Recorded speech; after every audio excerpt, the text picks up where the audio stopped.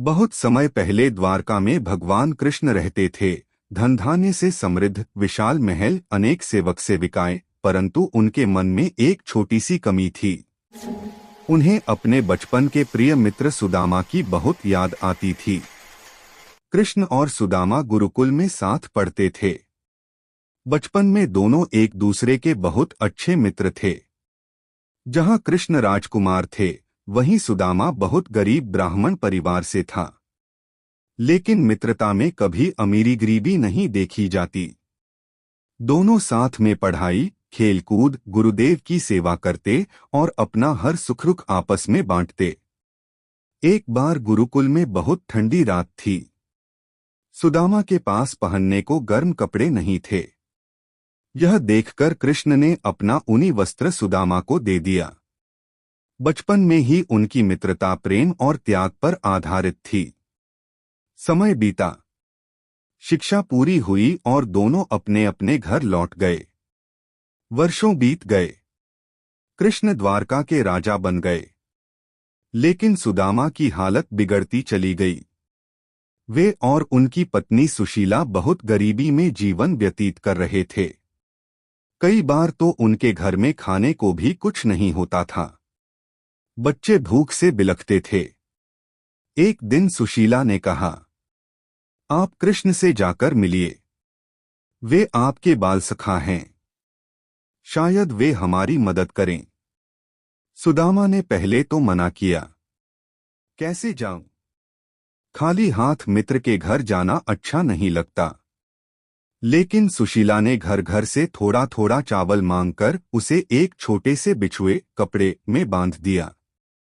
वही उनके पास कृष्ण को देने के लिए एकमात्र उपहार था, पोहे चिवड़ा। लंबे सफर के बाद सुदामा द्वारका पहुंचे। जब द्वारपालों ने रामकपड़े पहने सुदामा को देखा तो अंदर नहीं जाने दिया। पर जैसे ही अंदर जाकर बताया गया कि बाहर सुदामा आए हैं, कृष्ण दौड़ते हुए बाहर आए। उन्होंने सुदामा को गले लगा लिया। उनकी आंखों में बचपन की यादें छलक पड़ी। कृष्ण अपने मित्र को महल के अंदर ले गए। स्वयं उसके पैरों को धोया और आदरपूर्वक आसन पर बैठाया। सुदामा संकोच में थे। उनके हाथ में बंधे हुए चिवड़े को देखकर कृष्ण मुस्कुराए। मेरे मित्र, मेरे लिए क्या लाए हो? सुदामा ने शर्माते हुए कहा। कुछ खास नहीं, थोड़ा सा चिवड़ा है।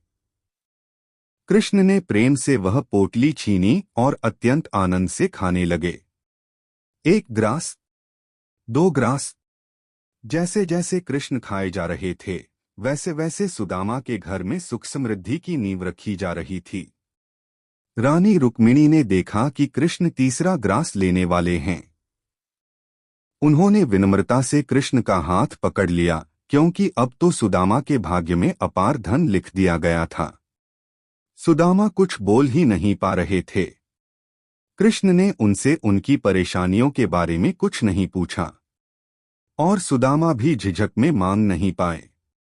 अगले दिन वे बिना कुछ बोले ही लौट पड़े। सुदामा रास्ते भर सोचते रहे, मैंने कुछ मांगा ही नहीं, खाली हाथ ही लौट रहा हूं। अब घर जाकर सुशीला को क्या कहूंगा? लेकिन जैसे ही अपने गांव पहुंचे, वे आश्चर्य में पड़ गए। झोपड़ी की जगह एक सुंदर महल खड़ा था। सुशीला और बच्चे नए वस्त्र पहने खड़े थे। सुदामा की आंखों में आंसू आ गए। उन्हें समझ में आ गया कि कृष्ण ने बिना बोले ही उनके मन की इच्छा पढ़ ली और सब कुछ दे दिया। भक्ति से भावुक होकर सुदामा ने कहा, मेरे प्रभु, आपने मित्रता का सच्चा अर्थ सिद्ध कर दिया।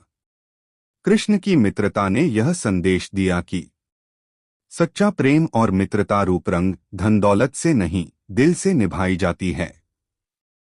ईश्वर अपने भक्त की छोटी सी भेंट को भी प्रेम से स्वीकार कर लेते हैं। यह कहानी हमें सिखाती है कि जीवन में अमीरी गरीबी से बढ़कर प्रेम, निष्ठा और सच्ची मित्रता है।